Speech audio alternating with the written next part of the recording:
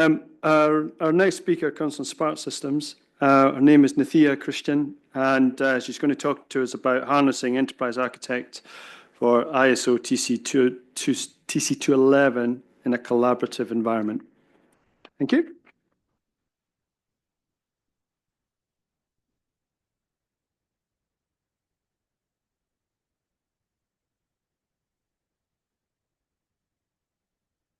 I'd like to thank OGC and Standards Australia for inviting me to present here. On behalf of Sparx Systems, I'd also like to say that we are happy and proud to be a part of the development of ISO TC211 for the past 20 plus years. So I attended this event starting from day before yesterday, and I had the opportunity to speak with some of the people who are actually involved in the development. I'm not a standards person. I'm a technical person developing a tool for open standards, supporting open standards. So what I understood was the problems and challenges faced are almost similar to any other digital businesses, like be it a bank, be it defense, or across all these space. The problems are how to collaborate, how to make sure the information is interchangeable, how are the systems being interconnected, interacting with each other seamlessly.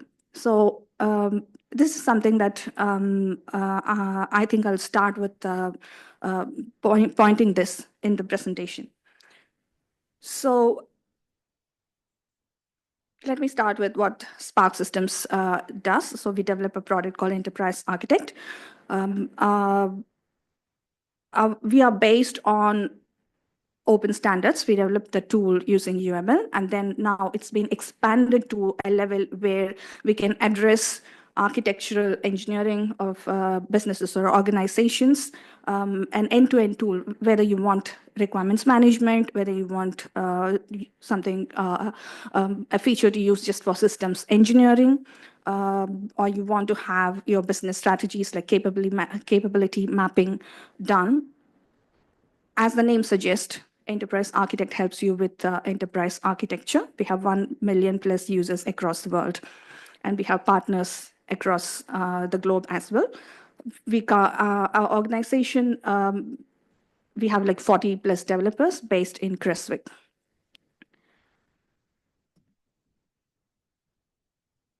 So there is this presentation I made. I was thinking, okay, the people are already developing standards. There are people who are using these standards. So the tool that we develop should address just not the requirements of the current situation. So what happens along the line of 5-10 years? What will be the challenges they'll be facing? And how can the tool address these problems, and how can the standards body utilize this tool, and not just the standards bodies, all the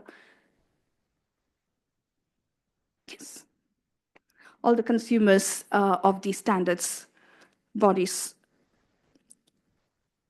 How can we help them with this? So the slide you see is a bigger picture of what enterprise architect can do. Like I mentioned earlier, it is used for various facets of an enterprise: requirements management, process modeling, systems engineering, enterprise analysis, etc. Next slide, please. Coming to the role of enterprise architect in ISO TC211 development. So why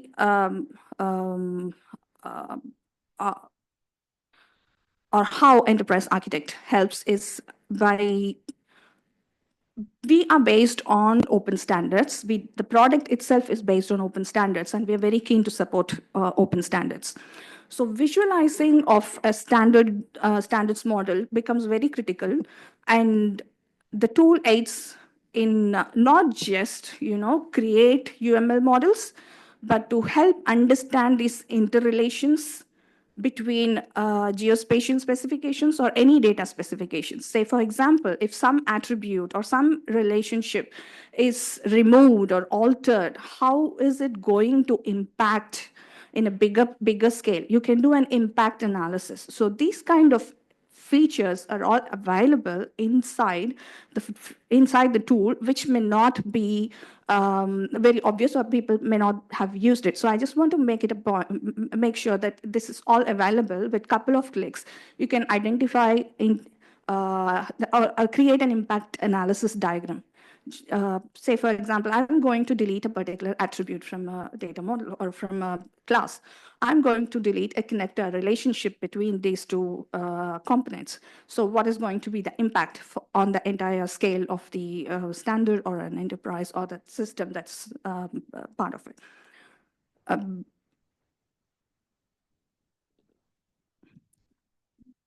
In the right, okay. Secondly, Margie, I think it's one above, one slide above. Yeah. So also in creating the development of workflows, now you have the standards, like there are some workflows, be it simple as review and approval of the standards. How do we collaborate? So all these things can be done from within the product itself. And how do we ensure compliance? You can easily script the validation rules. For example, say there are some standards which provides guidelines for the compliance of ISO TC 211 standard, and that can also be scripted from within. So when a model is created, you can just run the validation script, and any compliance errors will be shown from inside. Facilitating information sharing is another aspect. You can also collaborate and automatically publish reports from within the tool, which can easily be shared. It can be created in HTML or Word format or PDF format. And it is very dynamic. The way that you can create the documentation is just click and drag and drop. It could be as simple as that. And then you can publish the documentation. So these are some of the features which will help you make your life easy, basically. Next slide, please.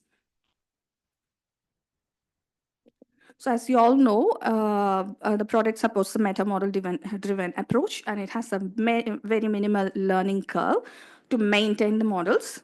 As I have already mentioned, the validation rules, once scripted, will allow you to find out if there are any deviations in the model. So another aspect is to show or hide model contents. Like, for example, we don't want the entire model to be shown to everyone in the team. There could be one manager who has access to the entire model, or there could be some of the authors who has to have access only to a particular subset. And all these things can be easily achieved from within the product. So again, the next slide, another one, please. Shows please click through. This is just to show what we have explained now. There are different kinds of users, be it model authors, management team, or consumers, or even a part of the team members. They all can have selective access. User access control can be established. The next one is about the collaborative development. So this is where I want to focus most of the my time. Like, so from the presentations that happened before earlier to me, Mark from Australian government, he mentioned about multi-stakeholder approach, a consensus-led approach, and promoting interoperability. Kunal Satyarthi from Department of Land Resources India, he mentioned about how the data is changing, land is changing, but technology is also changing, but the resources are frozen in time. Like, how do we address this challenge? And there are interrelating system interlinkages. again, I'm pointing it out because of the feature of how quickly and easily you can do an impact analysis when you do the modeling in Enterprise Architect. And also Zafar Mohammed from Ulpad, he mentioned about the ecosystem approach, sharing digital information, like a body of knowledge. So all these things can be done. And what happens to the body of the knowledge? Where does it exist? You have a standards, it's in one repository, and there is a body of knowledge, and there is a need to train the next generation as well. So we have all these things separately. So my point is, if you have a tool where it is the single repository of truth of the architecture of how you developed the model of how it's being consumed, it's just not a UML model from what I understand. There's more to it. The process, how you manage all the documentation, the approvals, the consensus, everything is captured within the tool. For 10 years down the line, a decision is made for a certain reason. People may not know why the decision was made, why the model is designed in a way that it is designed. So this information will be lost if it is held somewhere in a different repository. So having it in the same repository will help you address this challenge. Again, it is also about the strategy continuum, which James from Australian Defence mentioned. And bringing people together. So the team collaboration is very important. And giving them the right access is also important. So you can bring people together, can make them collaborate in a way that is more user-friendly with another tool called a Prolaborate, which is a complementary tool for Enterprise Architect, which is like kind of a social media platform. You can just click on a particular model element and then initiate a discussion with the right kind of people. Not that it's not an open collaboration, you can gate it. The reviews can be gated as well. So I will move on to the next slide. Yeah, the current one. So this is basically the different parts or different components of the platform. Enterprise Architect, which is the flagship product, which I'm sure many of you would have used for the development. And then there's ProCloud Server. I understand ISO TC211 is being configured in a RAS system. So ProCloud Server is used where it's hosted. And then the Prolaborate, which is basically web-based, a sharing collaboration platform. So this will help you address challenges like getting consensus, like consensus-led approach, help in that. A multi-stakeholder approach. How are you going to communicate this information to a non-modeler who does not know anything about UML model, who just wants to see a document? Say like, I don't want pretty pictures. I want to see a document. Where can I read it? So what are the regulations? Why did you, there could be artifacts that are attached to these UML models, like saying it could be a government legislation, it could be a policy, it can all be embedded in the model inside one repository, and this becomes the single source of truth. And it enables you to collaborate as well with the right kind of stakeholders. So the 4 use cases for which the Prolaborate has been used is for a better focus, to bring in the focus of the right model element to the right people. You can curate the model and the information in a way that is interpreted by a team, like with respect to what the stakeholder needs. The model can be curated, how it's being displayed, whether it needs to be a dashboard, like a bubble chart, a pie chart, or it needs to be a document, or it needs to be a table format, or whether it needs to be just a big UML model. So you can curate the content. And it simplifies and helps you engage with the right kind of audience. Next slide, please. That's one that I explained it now. These are the 4 use cases. Next slide, please. Yeah. So it helps you collaborate seamlessly.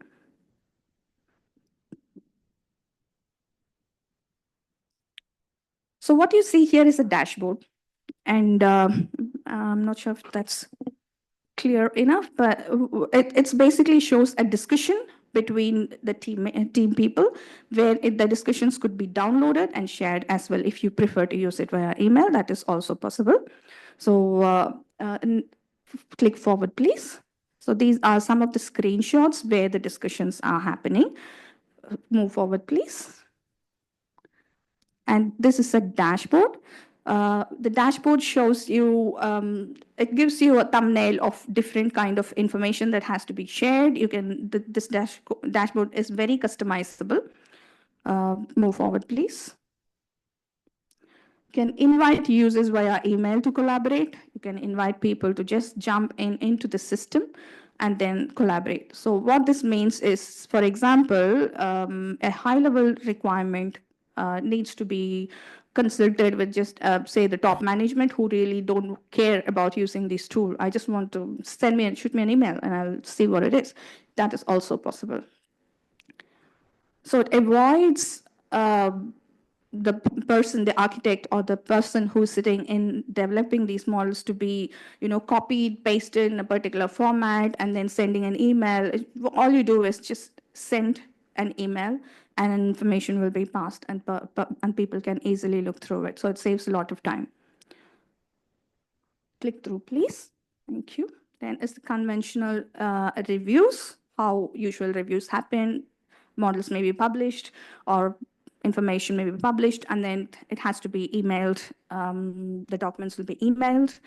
Click through, please. And then wait for the reply. The reply comes, could be put in an Excel spreadsheet, all the changes in the requirements. And then this is sent to the model author, and the model is being modified. So this is the usual or a general cycle of a review. Click through, please. If the review happens from within the tool, what you can do is just directly click on the element of the model where you want to create a review, and then have a start and end date for the review, and then you can have an approval cycle. Everything is customizable from within. So please keep in mind, it's not just about developing the standards. I'm talking about like situation when like 5 or 10 years down the time, there are new resources. They'll have access to these models, and they need to be trained. And all this information has to be captured. Where will it be captured? For example, Canute, I was discussing with Canute yesterday, and he said, I don't know what will happen if a brick fall on my head. Like I'm the one managing the entire RAS repository. Okay, so we need to plan for like at least 5-10 years. What happens after that? Like how are we going to give this information out? So you have to capture as much information as possible and make it very relevant and store it in one repository and start creating a single version of truth. Next slide, please. And the features of reminders and notifications also is available, makes your life easy. And the next slide, please. So this is a big one. This may not be very appealing to the standards modeling people, but this feature can also be useful to you. For example, say there's a bubble chart, which is in the middle. You can have like, say, hundreds and thousands of data elements or classes. If it's a class diagram in a model. And then there's there could be one class which is connected to like 1,000 different other classes. There could be another class which could be connected to like 100. There could be one class which is connected to literally nothing. So when you create a relational chart for that particular model, you can find out which of the data in that particular data model or a data component in the data model is most interconnected and most used. So these kinds of insights are available to you using these when you create these dashboards. Moving on, there are two ways you can deploy Enterprise Architect. One is RAS, which is currently being used, and I understand it's being used very effectively. Second way is EASAS, which is on cloud. You can reach out if you want to create this model or standards on a cloud. That is possible. It is very seamless. The users will only get a URL and web-based approach. You don't need to have an installation done in your local machine to access. And the scalability and accessibility challenges can be overcome using EASAS. Finally, integration of tools, like we all discussed about vendor lock-in. There is no need for vendor lock-in. EA can be integrated with many third-party tools, and different components can be for the entire cycle of the product development. You can interact with various different tools like Jira or Confluence or any other repository you want to connect in, Salesforce, etc. It can be done as well.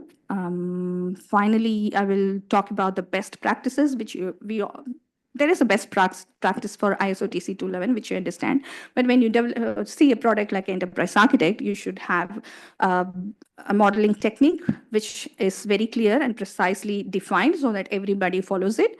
There has to be regular updates, and the documentation practices has to be very effective, and it has to be controlled. Collaborations has to be made open. So with the tools that I mentioned, it is all achievable. Moving forward, what we can do is, as you can see from the screen, the evolving nature of the data standards, there has to be adaptations to the technological advancements. The people aspect is forgotten. How do we collaborate? How do we get consensus? How do we make sure all this information are all gathered and a single version of truth has been created is where we have to think. So thank you very much.